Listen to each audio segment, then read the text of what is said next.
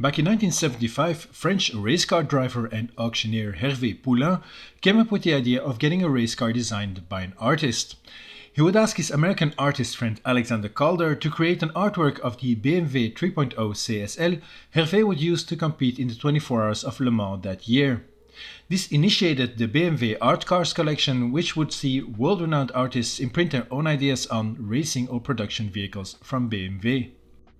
Some of the most famous creations include the aforementioned Calder 3.0 CSL, the Roy Lichtenstein 320 Group 5, and the Warhol's M1 from 1979, David Hockney's 850 CSE, or Jeff Koons's M3 GT2. For the 20th edition, Ethiopian-American artist Julie Mehretu was asked to make her own mark on the M Hybrid V8 LMDh, the first BMW M Motorsports prototype to compete at Le Mans since 1999. The 20th BMW Art Car was unveiled at the Centre Pompidou in Paris, sporting a unique livery very similar to Mehretu's painting Everyone. Transferring the painting to a 3D shape required a unique wrapping technique. To this end, Julie Mehretu worked closely with Race Spirit, a German team of experts when it comes to projects like these. They had already collaborated with BMW previously on the 17th art car by Jeff Koons. This newest racing art car will be prepared by Belgian team WRT, who also ran the GT3 M4s for the German brand. The trio of Robin Frijns, René Rast and Sheldon van der Linde were the crew selected to drive the aptly numbered 20 BMW art car. The Bayerische Motorwerk's official return to La Sarthe got off to an okay start. The new car seemed to be competitive, with the number 15 entry of Dries van Toor even posting the quickest time in the first qualifying session. The number 20 R car didn't make Hyperpole segment though, and disappointed with only 16th on the grid. Race day didn't get any better for the number 20. Unfortunately, just like with the last BMW art car that competed at Le Mans in 2010, the story of the race proved to be very short. During the early stages, Robin Frijns made a mistake and crashed the car heavily in the 4 chicanes. He managed to hobble the car back to the pits, but eventually it did retire later that evening after only 102 laps. As with all BMW art cars, these special liveries are one-offs, so the car didn't compete in this livery again afterwards. The partnership with Mehretu will continue through the Pan-African Translocal Media Workshops, a project supporting emerging artists on the African continent. Her art car will be presented alongside the results of these workshops at the Zeitz Museum of Contemporary Art Africa in Cape Town in the first half of 2026. Since 2003, BMW have released 1/18 diecast versions from their art car collection. These models all were limited editions, usually sold by BMW dealers and shops. The packaging style of these releases were very recognizable, with the iconic big red boxes. Included in the box was an art car booklet, and the models all had the same acrylic display with a grey base. Most of these art car models were made by Minichamps, but some of them were manufactured by Kyosho, like the Jenny Holzer V12 LMR for example. For this 20th edition of the art car, BMW decided that Spark would be the ones making the Mehretu model car. Given they have previously worked a lot with Minichamps and the Aachen model maker will also release a 1/18th model of the BMW M Hybrid V8 LMDh car, just not the art car obviously, this came as quite a surprise. Even more astonishing is that BMW have also allowed Spark to use their own signature style of packaging, a drastic change from the famed red box. I don't think this is a popular decision by BMW, as most collectors are very keen on the uniform look of the art car collection up until now. Personally, I think this is a real shame. I don't think the old style packaging looked dated or anything, and this one sticks out when displaying it next to an older BMW art car release. In fact, this edition looks much more in line with the Porsche dealer models, to be honest. And I'm not sure if BMW are aware of that, and I'll bet they won't be too happy when they do realize this.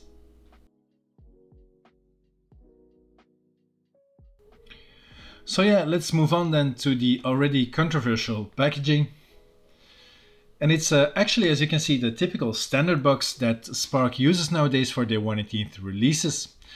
The old style of packaging is just projected onto this Spark one with a few changes along the way as well. The main change aside from the style of box is of course the color. Gone is the iconic red packaging. This one here is simple glossy black. The big art car letters on the front and top is in the same typography as before, and again feature pictures of the model inside of said letters. The front face has a window in it, just like with all the regular Spark boxes.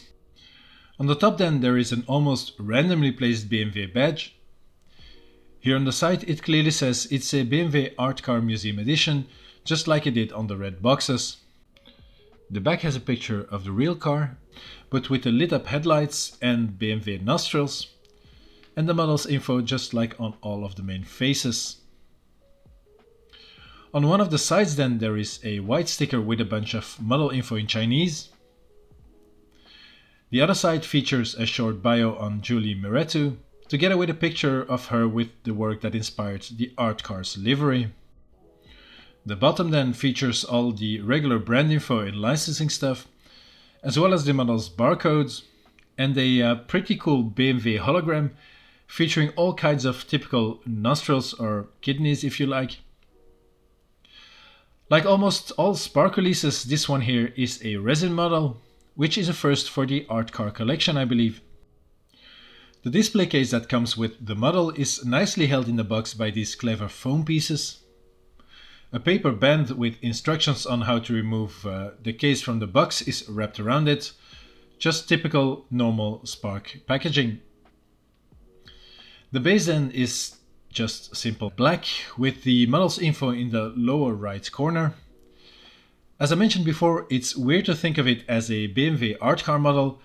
It almost looks like it has nothing to do with the previous releases and the very different style of packaging.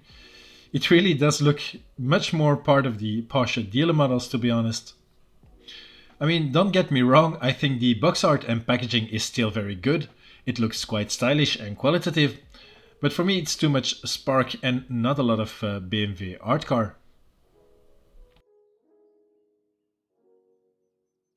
On the negative side, there's not too much to mention. I don't think there are any very visible flaws on this model. I don't really like the livery of the car, but that's not something you can put on Spark. Nothing against Mehretu's painting either. I kinda like the artwork, but it doesn't really do it for me on this car. The decals used by Spark to make up the livery is a bit too shiny and glossy to my taste as well. Now, I haven't seen the car in real life, so it's hard to say if the real one was really that gleaming, but on some pictures it just looks a bit less satiny than this model car. One part that could have been better on the model is the transitioning part of the end plate and the rear bodywork. The panel gap here is a bit too visible, I think, just like it was on the Porsche 963 model. For this car, this easily could have been avoided though by overlapping a decal over the seam. The exhaust pipes then exiting in between the shark fin and the rear wheel arches are also slightly disappointing. They would have looked so much better if they were hollowed out a bit more. I'm also not entirely sure if the black heat shields behind the exhaust exits should be faintly more matte. Finally then, the wheels are the biggest issue, if we can call it that, on this model. They don't match any of the pictures of either the launch car nor the actual race version. Now, the launch car didn't have the colored spokes in the wheels. It also featured the OZ Racing branding in the rims, which is missing on the model. The Michelin branding then on the sidewalls do match with the launch version. This is something that was different on the race car. The Michelin race tires feature the compounds too on the sidewalls, which is not present here on this model car. In Race Spec 2, the rims had the OZ branding in them. Now, I know this is not a major issue for most collectors, and that normally for the Art Car Collection they take some liberties regarding pure realism, but it would have been nicer, or even nicer I think, if these things were 100% correct. So onto the positives then, and well, this model is a real beauty in terms of model car, I think. Spark did an excellent job on making a good looking BMW M Hybrid V8. The car features some real nice and refined details all over. If we then begin with the splitter at the front, it is really nicely shaped and has this beautiful carbon fiber texture on it. The small cannons underneath the headlights look very good and have a tiny metallic support strut. The detailing then inside the big nostrils is also very nice, with these fine mesh textures in the day glow red nose tip and also in the outer side corners. Deep inside of those holes you can spot the triple support beams and a cutout front wing flap, let's say, with a small metallic gap separator attached in the middle. On the top of the nose section then, the BMW badge looks very realistic. The fine pitot tube and the red tow hook are nicely detailed as well. I also really like the upright gurney flaps in front of the hole in the front wheel arches, and the carbon texture on it looks very good. Next to the cockpit window then there are two holes through which you can see the suspension elements. The front wheel arches have an interesting shape with the triangular blades on the sides and make a separate hole behind the wheels. The rearview mirrors then are also uniquely shaped with that sort of point sticking out of it. Almost under the mirrors are the clamps then for the front panel with this small yellow arrow on them. The details on the windshield are very good with the small split grille in front of it. The windshield wiper then looks quite nice too. The rivet detailing on the window frame is a nice touch, and so are the tear-off tabs and the electrical cut-off stickers.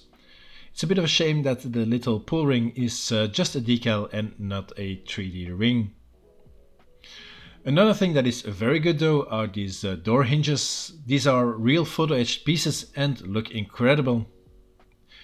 The fine antennas, including this tiny one here, are very nice, and the small light here is a great detail too. These vented side windows are quite good, and the doors also feature an open slit at the back as indicated by these small yellow arrows. On the right side of the cockpit then, so the passenger side let's say, there is a rather large red loop, and this is not just a decal, it's an actual 3D piece it seems. The cockpit looks to be nicely detailed with the beige shoehorn headrests that is very visible through the windows. The Cosworth branded steering wheel looks pretty detailed too. On the left hand side door then there is the signature of Julie Mehretu, the artist, who signed it at the car's launch in Paris. And this is a pretty cool feature I think on this model. Since this is a resin model by Spark, the doors sadly don't open up. The engine cover then has some nice details on the right side of the model, like the fine looking fuel filler cap and all of these small connection points around it. The air jack valve then is almost a bit hidden in this white band on the car's number plate. The rear wheel arches then are quite blocky and feature a small intake in the front. On the sides then the engine cover clamps are visible, and thereunder the leader lights are featured too. The top of the wheel arches feature the same style of gurney flaps in front of the upper holes. The engine cover has a big air intake on it, with a T-cam-like structure on top of that. The large shark fin is attached to the sloping back of the intake and has a bright day-glow red strip on it. On either side of the fin there are these fine-looking gills in the bodywork. The exhaust shrouds have an intriguing shape I think, and partly connect to the sloping down airbox. The shark fin then connects to a large rear wing with two separate elements. The end plates connect to the back of these wheel arches, and these sides have a noticeable indent in them that end in a very small vertical fin. The rear of the car then looks pretty awesome with these interesting rear light LED structures, and these form an almost triangular shape with the BMW logo in the corners and another of these vertical fins on top. The detailing on the diffuser then looks great, and inside of the engine cover exit holes, let's say, there are no less than 6 metallic support struts that are visible. In the middle then there is a crash structure attenuator with a fine red half 3D ring on the back. Finally then, the wheels look very detailed too, although as I mentioned they are not 100% accurate. The rims do look very good though, and even feature a small tire valve. The wheel nuts too are quite nice, and the fine looking brake discs and calipers are visible through the spokes.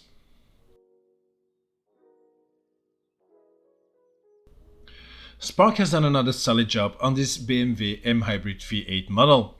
The special livery looks good, and the model is full of nice details you would expect from a premium model car brand like Spark. As usual, the model comes in a fancy display case and bespoke box art, but here is where the model lets me down a bit. I own a few BMW art cars, and the major appeal of these models for me is the uniform packaging and, more importantly, the display case. Although this is a very good model car in almost every aspect, I somehow can't accept it as a real BMW art car model. Therefore, this release leaves me quite conflicted. I somehow hope BMW, or anyone else for that matter, releases the traditional packaging for this model after all. I'm sure I'm not the only one bothered by this sudden change in the lineup. Model-wise, I can't really complain though. I also knew from the first wave that were released last year that it had this very different style packaging, and I still bought one in the end. I'm sure this will put off some people adding it to their BMW Art Car Collection, but if you can see through the wrong box, then you'll notice this release by Spark is simply a classy and fine looking model car. And so now I would like to ask what your opinion is on this latest installment from the Art Car Collection models. Does this Spark model grab your attention? And does the different style packaging bother you or not? Let me know in the comments. So thanks for watching this review of the Julie Mehretu BMW Art Car by Spark. I hope you enjoyed it. Leave a like if you did, and check out the other content on the channel as well, like this review on the Porsche dealer model of the Hertz Team Jota 963. In the meantime, take care, and I'll see you again in the next one.